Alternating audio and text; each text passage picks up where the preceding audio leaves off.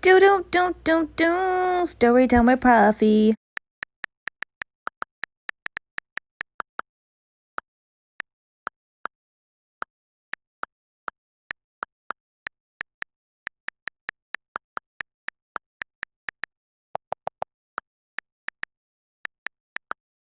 So today I have decided to switch it up from the usual stories that I tell and tell you guys a true one. And I was racking my brain. I was like, what am I going to tell them? That would be remotely interesting. And I have just the story. So, to set the scene, it is my sophomore year of high school. I'm around 16 at this time, and this is the age where everyone begins to drive. You are either in driver's ed, you're studying driving on your own, you already have your license, your permit, whatever. So at this time, this is an important fact, by the way. At this time, I am a chronic procrastinator. I don't get the urge to do things like the extra push until right last minute. And my license is no different. I did not have a license, nor was I pushing to get a license.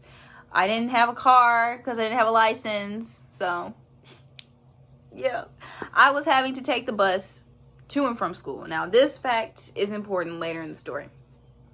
My best friend, however, Sean, was the exact opposite of me. Sean was very adamant about getting his license. He was adamant about learning to drive, and he was adamant about getting a car. And he did. He studied and he got his license, and he got a car, and he learned how to drive and everything. And he just started taking control of his life. Like, Sean was like the young adult of the friend group. At the time, he had a job and he had a car and life was great. Now, me, on the other hand, like I said before, in my procrastination, had none of those things. And so I was having to take the bus to and from school. Now, I had no extra urge to get my license because earlier, my sophomore year and my entire freshman year, I lived like right down the street from school. So I would walk to school. It only take me like 10 minutes. And I was like, I'm never getting a license because I'm going to walk forever. But then we moved to the field that we now live in. And my 10-minute walk turned into like an hour-long bus ride. And usually bus rides are kind of relaxing, but I went to a school of annoying people, and at this time I was a sophomore, and you know how you feel when you're a sophomore, you're like freshman, and this bus was full of freshmen and they annoyed me and I just didn't want to take the noise. And so weeks passed like this of my friend Sean driving back to school, you know, doing what he earned, and me taking the bus, dealing with this irritation. So one day at lunch, I'm sitting there and I am fed up. Like, I can't remember why I wasn't having a good day, but I wasn't having a good day. And I was just like, oh my God, I don't want to take the bus home. I just didn't want to deal with the energy of everyone around me.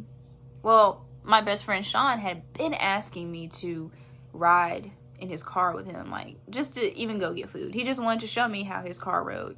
Well, that day he heard me complaining and he was like, you know what? I'm going to take you home. To me, this was a godsend. I was like, yes, I don't have to ride this bus home. It's going to be a good day. I can get home faster. I can take a nap. It was going to be a good day. I knew it in my gut. So me and Sean decided to meet up that day in the cafeteria, like, you know, after classes and everything, so he could take me home. And we did. We met up in the cafeteria. We got in his car. We rolled all the windows down and we turned the music all the way up loud, and we were having a good day. It was like springtime too, so the weather was great and we were just singing the lyrics to our favorite songs. It was just a good day. Well, all of a sudden his mom calls, and his mom is like, listen, I need you to come home real quick because I have something I need to give you, and then I need you to run to Walmart, and then you can just continue on doing whatever you're doing. So Sean asked me if it's okay. And I'm like, hell yeah, it's okay. Like, I'm not having to ride the bus. So I'm like, I don't care what we do because I'm having a good time. Like, you brighten my mood. And so we make this quick detour to Sean's house.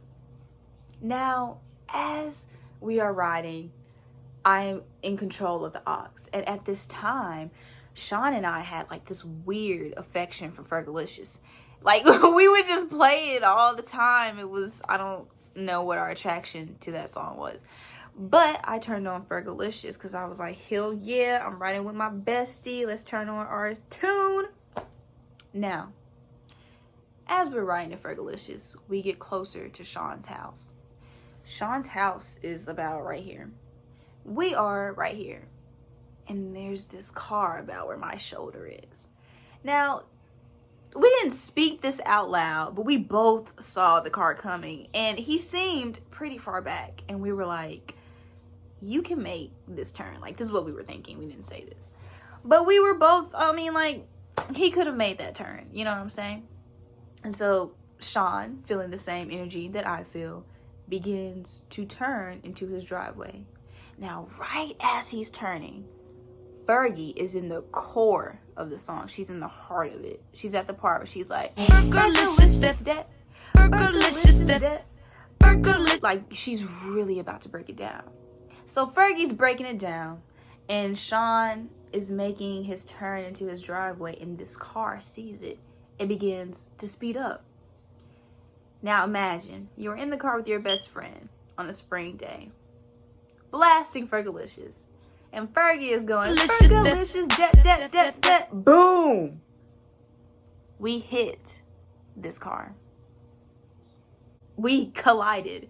And when the police got there, they actually said that my best friend and I were about an inch, like this much, away from dying. To this day, every time I listen to Fergalicious, all I think about is the fact that, wow, I literally almost died while a member of the Black Eyed Peas was rapping about their lady parts.